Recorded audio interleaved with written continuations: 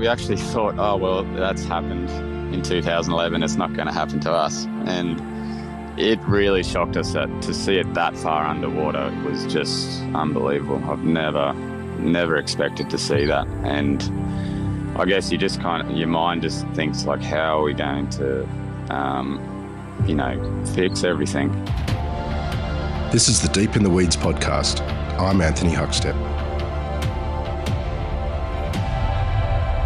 It was just a few weeks ago that we had Matt Bakker on the producers to share the incredible story of Neighbourhood Farm in the centre of Brisbane.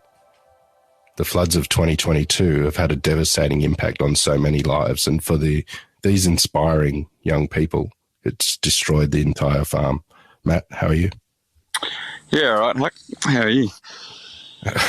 I'm good. You've had a pretty traumatic week, with the floods. What's it like there at the moment in Brisbane? Yeah, well, as you said, we completely went underwater. I think the farm was approximately 3.5 meters under in total. So, yeah, it was a bit shocking to see. We actually kayaked over the top of the farm at one point when the water was right up, and it was quite amazing just to see everything. Half our tarps were floating, and irrigation and all these things were just up in the air floating around. So it was quite amazing. And unfortunately, one thing where our container that we keep all our tools and things like that was had a combination lock on it, and by the time we got here in the morning at 5 o'clock, it was already underwater and we couldn't undo the combination lock. And we kind of watched it slowly lift the container, and we knew everything in there was completely submerged. So it's been interesting. Take us back to a week ago or so. How did it all unfold?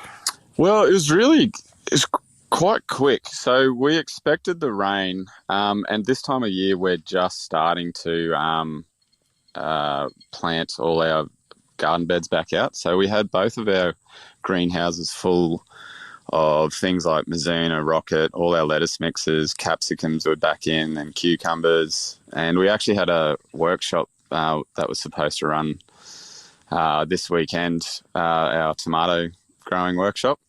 So we had everything all potted up and ready to go for that. But unfortunately, by the time we got here, the seedlings were all under water as well. So it came up very quick. We got a message at about 6:30 at night about, the possibility of Brisbane riverbanks going to, burst their banks. And I still thought, that's a long way to come up to where we are. Because I think before that it was seen to be, it'll flood a bit, but not too much. So we knew we'd have overland flow, and we've had that a few times here, which hasn't bothered us too much. And we covered the whole place with tarps because we just finished our cover crop. So that actually really helped protect our soil during this whole time. So hopefully that will be beneficial when we can get back into the ground. But so when I got up at 5 in the morning, I couldn't walk to the farm. So it was already a few meters under by the time, we got up in the morning. I think after that, we grabbed as many things as we could, a lot of our seedling trays and tools and things like that. We picked them all up and filled the ute up, carried them across the water and filled the ute up. And so we did salvage some things, and I think we'll be able to salvage more that we did pull out of the floodwaters. But it's going to be a long way. I think we'll be out for about 3 months before we can even get back in the ground. You've put so much effort into this amazing part of the community that connects people in the community, but also supplies restaurants and homes. What did it feel like when you were there that morning and it was that far underwater? I guess just shocked, really. We knew it's been under before. In 2011, it was under probably a bit higher, about 4.5 meters maybe. So, but we actually thought, oh well, that's happened in 2011. It's not going to happen to us, and it really shocked us that to see it that far underwater. It was just unbelievable. I've never expected to see that, and I guess you just your mind just thinks like, how are we going to, um, fix everything from, after, the floodwaters recede. And the lucky thing for us was the actual, because the water was so still here, it lifted everything up and almost, for most things, put it back in the same position. So it wasn't fast flowing water, which, yeah, was a definite benefit in the sense of flooding, because a lot of the tarps and things actually stayed on the property, which is great. So we haven't lost some of those things. But there's a lot of, like netting and tools and mowers and all those things I think are just not going to make it, unfortunately.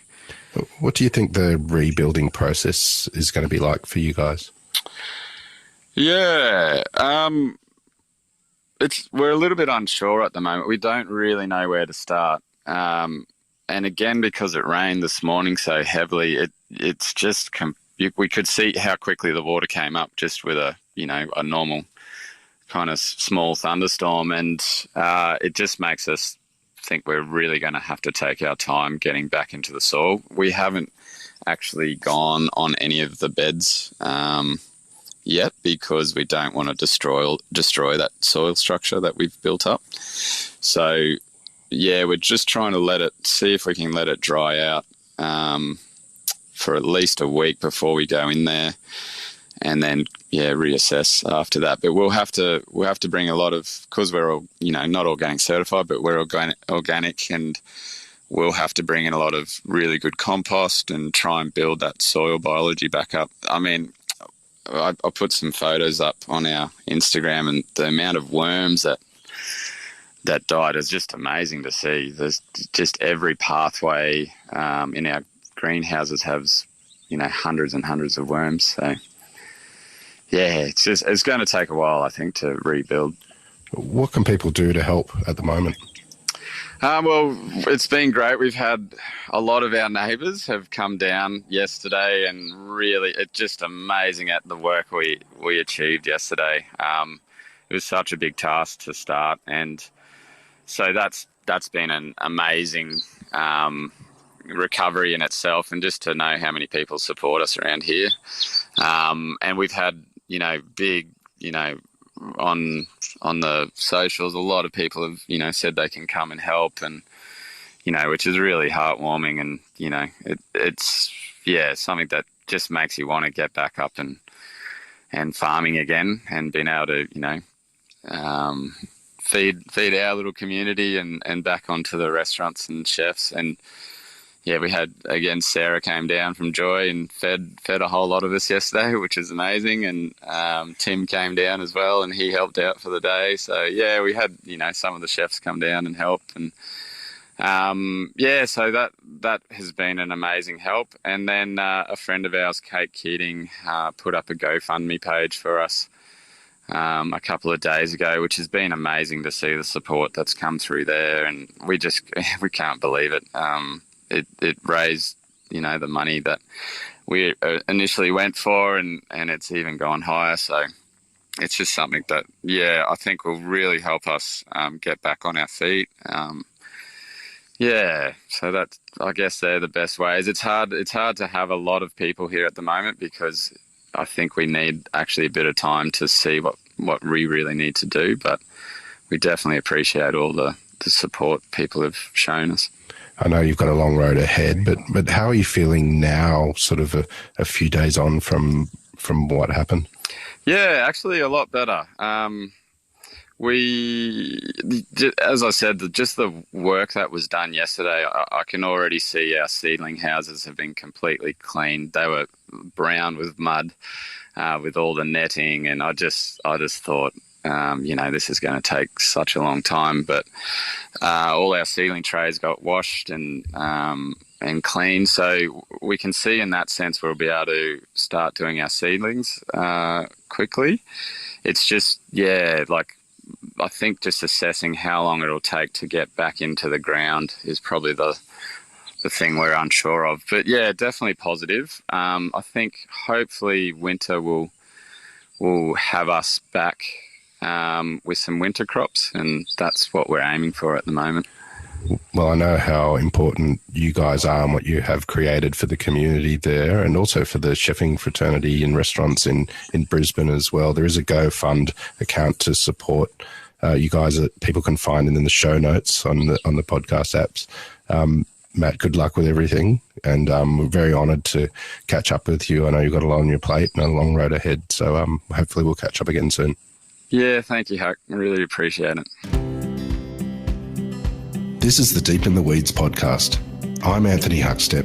Stay tuned as we take a deep dive into the lives of the incredible people who ply their trade in the food and hospitality sector. Special thanks to executive producer Rob Locke for making this all happen. Follow us on Instagram at Deep in the Weeds Podcast, or email us at podcast@deepintheweeds.com.au. Stay safe and be well.